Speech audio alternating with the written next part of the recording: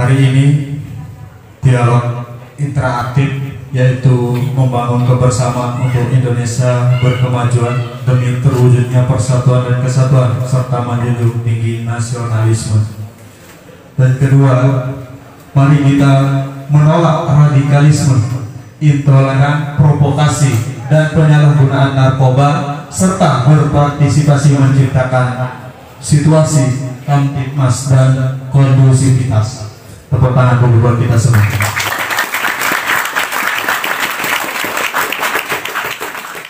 Jadi untuk mempersingkat waktu, tema hari ini yang akan langsung disampaikan oleh Bapak Ustadz Asdaruddin Eswas. Kepada beliau kami persilahkan. Assalamualaikum warahmatullahi wabarakatuh. Bismillahirrahmanirrahim. Alhamdulillah wassalatu ala rasulillah amma ba'du. Yang terhormat Bapak Sekretaris Kesbang Polda Lombok Timur, yang terhormat Bapak Kapolsek Wonosobo, yang terhormat Bapak Camat Wonosobo, yang kami hormati segenap hadirin peserta dialog dan ngaji kebangsaan yang telah hadir dan yang segera akan hadir di tempat ini. Puji syukur kepada Allah dan salawat kepada Nabi-Nya dengan ucapan Allahumma sholli ala sayyidina Muhammad wa ala ali sayyidina Muhammad. Saudara-saudaraku, khususnya rekan-rekan pemuda, sebelum kita bicara lebih jauh tentang nilai-nilai kebangsaan, membangun kebersamaan, kita harus memberikan diri kita semangat. Ucapan atau jargon yang selalu bisa membangkitkan spiritual kita dalam membangun bangsa ini, satu kata sakti yang tak pernah lekang oleh waktu, yaitu kata-kata merdeka. Mari kita ucapkan bersama. Merdeka! Merdeka!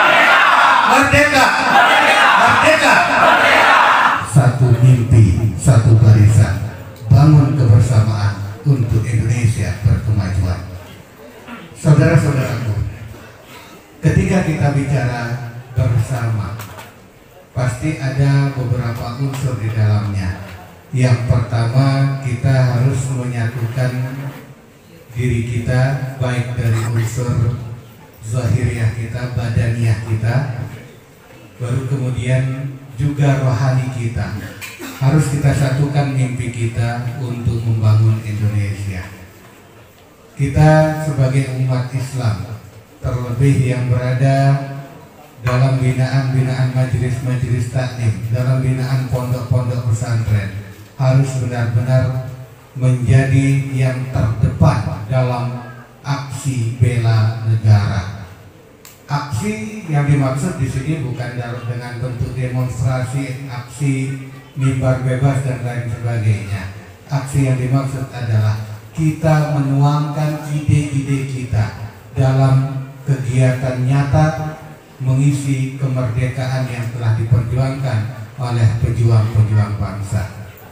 Dalam sebuah kitabnya, dalam hal ini kitab yang berjudul Ihya Ulumuddin, Imam Al-Ghazali menyatakan bahwa negara dan agama bagaikan saudara kembar. Ketika kita bicara tentang saudara kembar, kita tahu bersama seperti apa hubungan emosional antara dua orang yang sedang bersaudara, terlebih lagi yang kembar. Sangat sulit untuk dipisahkan. Seperti itu juga negara dan agama. Sehingga ketika kita bicara negara dan mengesampingkan agama, maka itu adalah sesuatu yang salah. Karena negara tanpa didukung oleh agama, maka negara itu menjadi negara yang biadab, negara yang tak mengenal nilai-nilai moral, tidak mengenal nilai-nilai kemanusiaan. Begitu juga sebaliknya, kalau kita hanya beragama tanpa mau bernegara, maka agama itu tidak akan pernah bisa terlaksana dengan baik. Dua hal ini harus kita perhatikan bersama. Negara dan agama harus berjalan seiring mengiring bersama. Khusus kita bicara Indonesia, saudara-saudara perlu tahu bahwa Indonesia ini dibangun oleh tokoh-tokoh agama, baik dari Islam, Kristen, dan agama-agama yang lain. Akan tetapi didominasi oleh tokoh-tokoh Muslim karena memang negara kita mayoritas Muslim. Para kiai, para ajengan, para tuan guru, beliau-beliau itu adalah menjadi yang terdepan dalam merebut kemerdekaan bangsa ini. Ini harus menjadi tauladan kita bersama. Kita sebagai para santri, sebagai orang-orang yang mengikuti tokoh-tokoh agama, hendaknya mengikuti jejak langkah para ulama kita, yakni selalu dalam setiap gerakan aksi-aksi yang kita lakukan dalam kehidupan masyarakat. Jangan hanya bicara agama tanpa kita berbicara tentang negara. Agama dan negara ini harus berjalan selaras. Ketika ada orang yang ingin dalam pemikirannya ingin mengubah ideologi negara kita menjadi ideologi Islam, ingin merubah negara ini menjadi negara yang meninggalkan Pancasila. Ingatlah, Pancasila ini sudah bersumber dari Al-Quranul Karim dan As-Sunnah.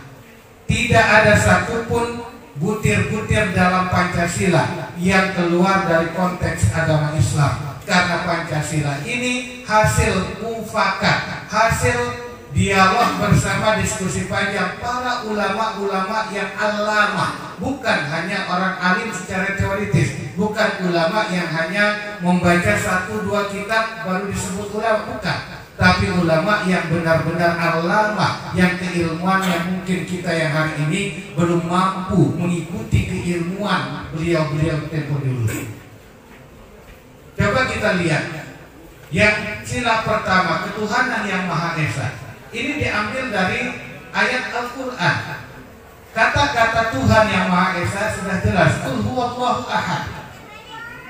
Begitu juga sila-sila yang lain, sehingga tidak ada alasan kita untuk menghilangkan dasar negara ini, mengganti dengan ideologi apapun namanya.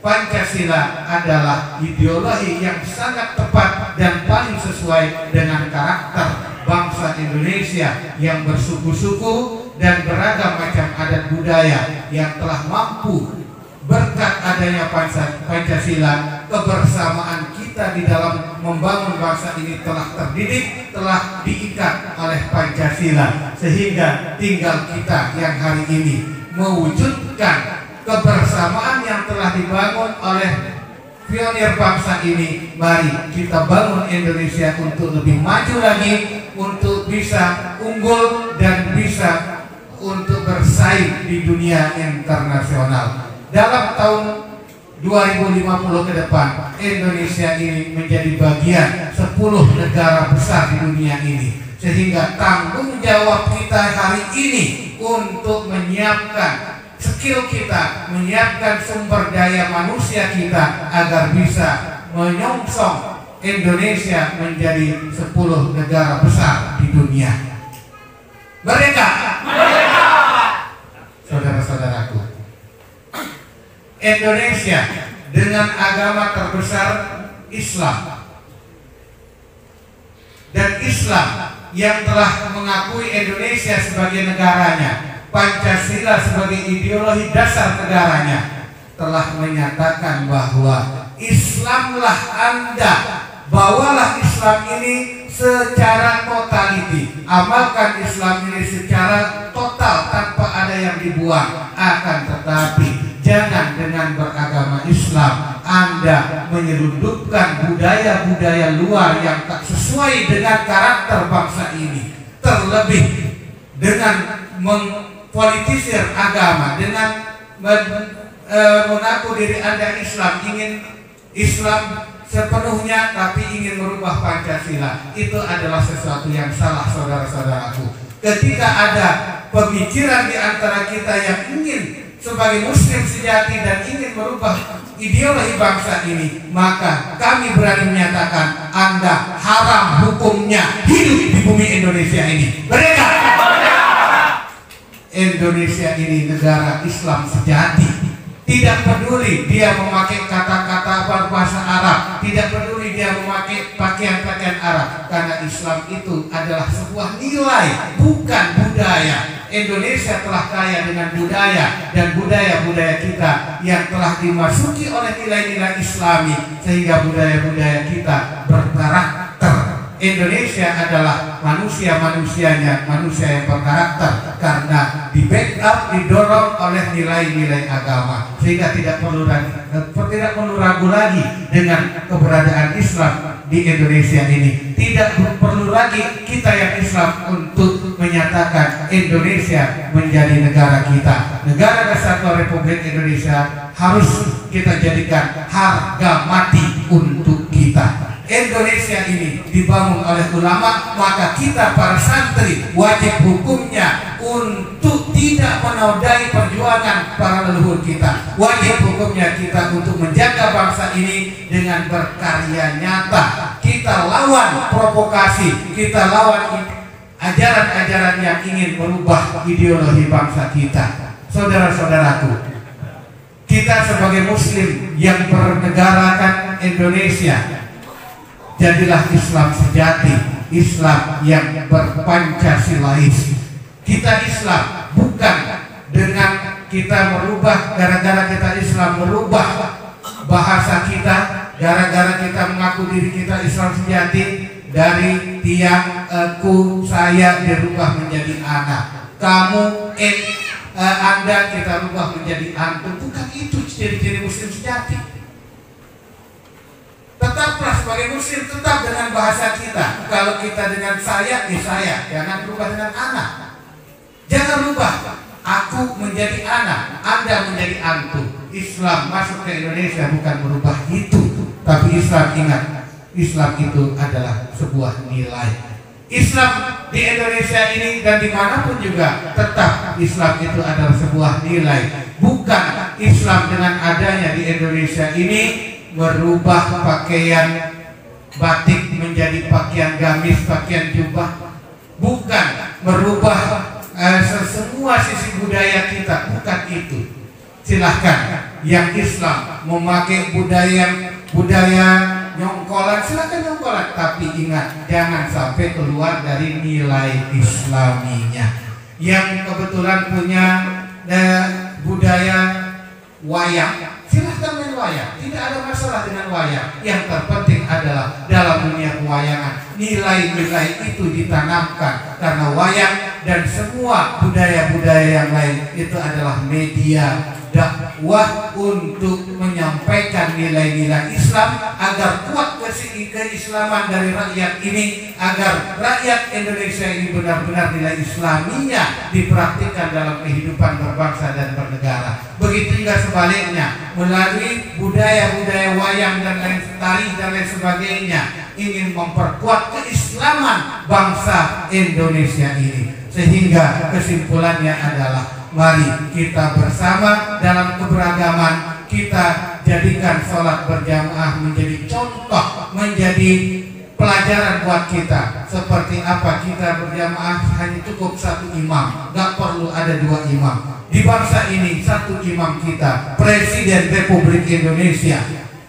Siapa yang ingin menjatuhkan, menurunkan, mengkudeta presiden, maka itu adalah orang yang salah hidup. Bukan bumi Indonesia ini tempatnya hidup. Islam tidak mengajarkan untuk mengkudeta. Tidak boleh ada ajakan-ajakan untuk mengkudeta dengan membawa embel-embel nama Islam. Silahkan berjalanlah. Walaupun ada kesalahan pada sosok pemimpin, tegurlah dengan cara yang baik, seperti apa yang diajarkan dalam sholat berjamaah. Bukan dengan menurunkan imam, bukan dengan menurunkan presiden. Biarkan presiden menuntaskan tugasnya dengan baik sampai masa baktinya habis, sampai 2024. Kalau ada yang menilai bahwa ada hal yang tidak baik menurut pemikiran Anda, maka silahkan untuk menyampaikan aspirasi sesuai dengan aturan undang-undang yang berlaku di negara ini.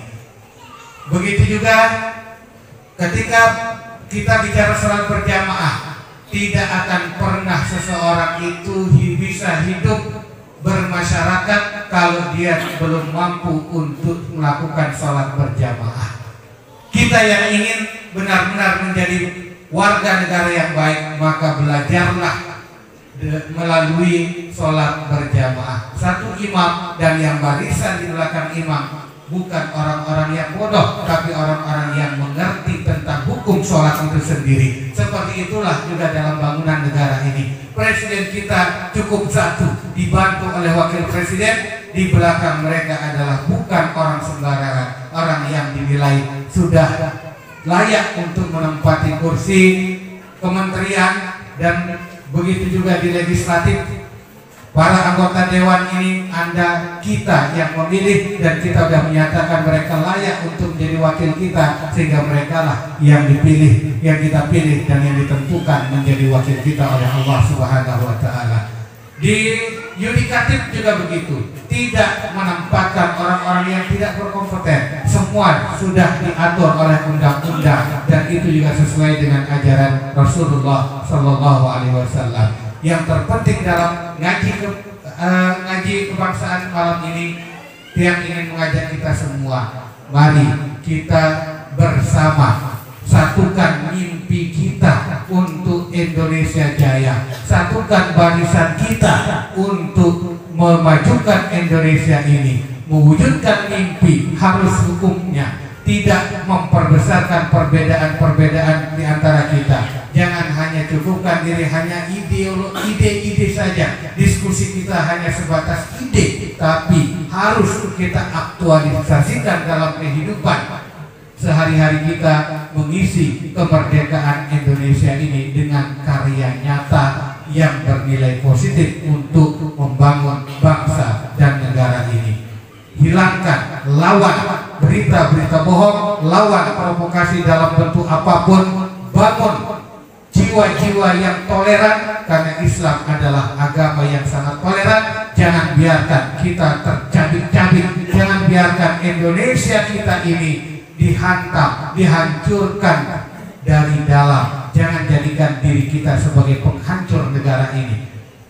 Belajarlah dan teruslah belajar memahami diri kita, siapa kita, untuk apa kita berada di Indonesia ini. Indonesia, negara kesatuan Republik Indonesia, harga mati. Siap untuk menyatakan Indonesia harga mati? Siap menjadikan Indonesia sampai mati? Siap bela negara ini sampai mati? Merdeka! Terima kasih. Mudah-mudahan sedikit pemaparan yang dapat kami sampaikan ini bisa membuka hati kita untuk selalu membangun bangsa ini sesuai dengan profesi kita masing-masing. Dan untuk lebih mendalamnya, kami mohon kesediaan nanti dari narasumber kita yang kedua yang lebih alim, lebih paham. Mudah-mudahan kita bisa mendapatkan pencerahan dari beliau. Terima kasih. Hadanallahu wa iyyakum bima fihi. Wassalamualaikum warahmatullahi wabarakatuh.